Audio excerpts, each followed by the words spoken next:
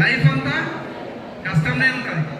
ఇక్కడ ఉన్న సార్లు కూడా ప్రతి ఒక్కరు కూడా మీ అక్కడ కూర్చుంటే ఇక్కడికి వచ్చిండ్రు, అది గుర్తుంచుకోవాలి మీరు.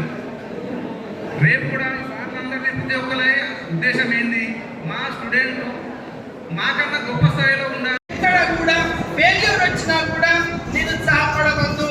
ఇంటర్నెట్లో మార్కులు తక్కువ వచ్చినాయి సార్, నాకు ఎంసెట్లో మంచి మార్కులు రాలేదు సార్ అని ఫెయిల్యూర్ వచ్చినప్పుడు కానీ తక్కువ వచ్చినప్పుడు కానీ మనం ఫెయిల్యూర్గా ఆలోచన చేయొద్దు, నిరుత్సాహపడవద్దు. దాన్ని మళ్ళీ ఒకసారి ప్రిపేర్ అయిపోయి మళ్ళీ బాగా రాసే ప్రయత్నం చేయాలి.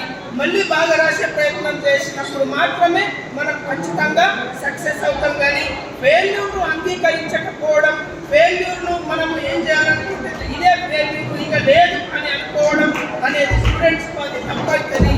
అట్లాంటిది ఎప్పుడు కూడా స్టూడెంట్స్ చేయట్లేదు. ఫెయిల్యూర్ అనేటటువంటి సక్సెస్ అనే విషయం మీరు గమనించాలి.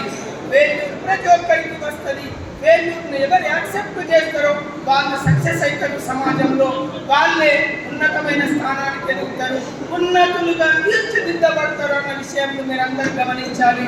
కాబట్టి ఎప్పుడెప్పుడు కూడా మనం ఆలోచన, ఎప్పుడు ఫెయిల్యూర్ వచ్చినా దానికి అనుకూలంగా ఆలోచన చేసి how to success in that subject, how to success in the EAMCET అనేటటువంటి ఆలోచన చేసుకుంటూ ముందుకు వెళ్ళాలి. మంచి మార్కులు వచ్చిన తర్వాత, ఎంసెట్ వచ్చిన తర్వాత మనము మన ర్యాంకును బట్టి మంచి కాలేజీని ఎంపిక చేసుకునాలి.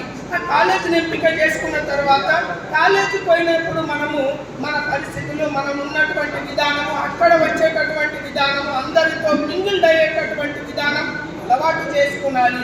కొత్త ప్రాంతము, అదే మన ఆర్మూరు కాదు, ఇక్కడున్న పల్లెలు కాదు, ఎక్కడో మనం వేరే జిల్లాలకు పోయి ఇంజనీరింగ్ చదువుతాము, ఎంబీబీఎస్ చదువుతాము, మిగతా కోర్సులు చదివేటప్పుడు పిల్లలందరితోటి సమైక్యంగా ఉండడం, అదేవిధంగా అందరితో కలిసి కలుపుకోలుగా ఉండడం, అన్ని అలవాటు చేసుకొని అందరితో కలిసి సబ్జెక్టును షేర్ చేసుకుంటూ మనకు రాని విషయాలను అడుగుతూ అక్కడ మనం సక్సెస్ సాధించడానికి ప్రయత్నం చేయాలి.